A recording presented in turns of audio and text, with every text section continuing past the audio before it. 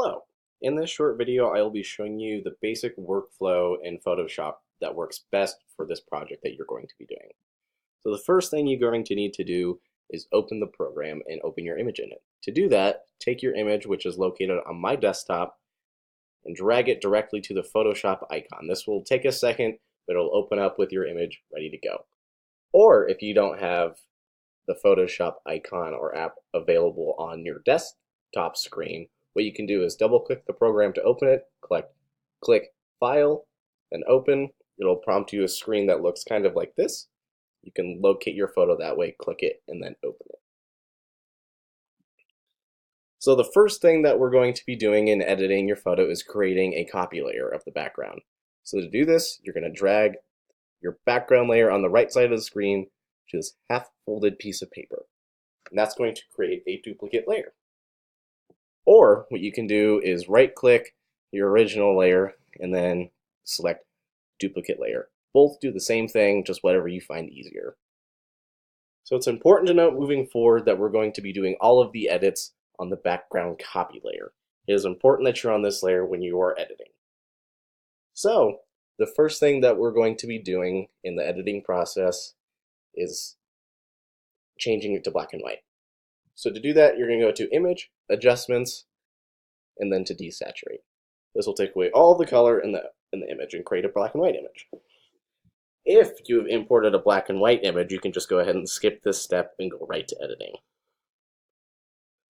So for this project, we're going to be looking at 3 adjustments just to keep it simple. Photoshop is a pretty complex and detailed editing and manipulation tool, but for this project, we're just keep it simple with 3 adjustments.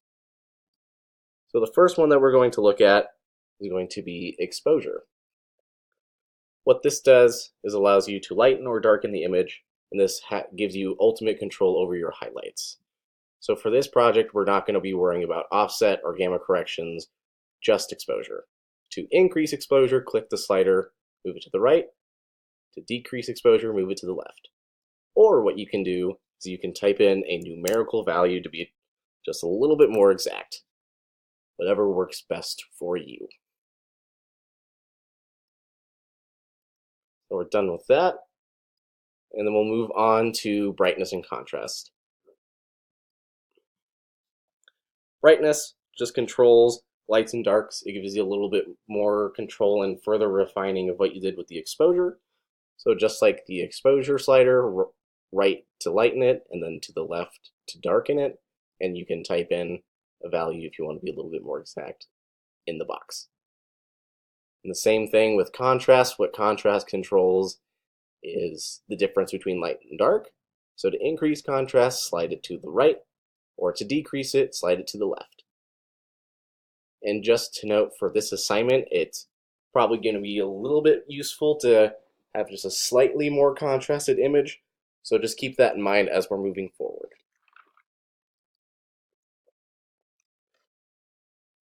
So we're done with that. And then the final thing we're going to be doing is adjusting color in the black and white image.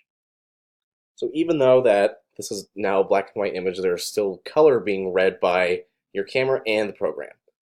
So this screen will pop up, and you can adjust colors just a little bit more specifically this way, and you just have a little bit more fine control of what is light in color and what's dark in color.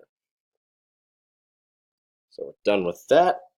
And one final thing that we're going to do before we export this image and get it ready for print is to rotate the image on a horizontal axis.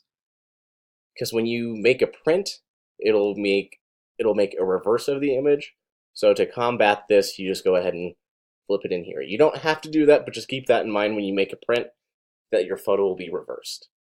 So to do that, you're going to go to Image, Image Rotation, and flip Canvas Horizontal. Boom. You have a mirror image now.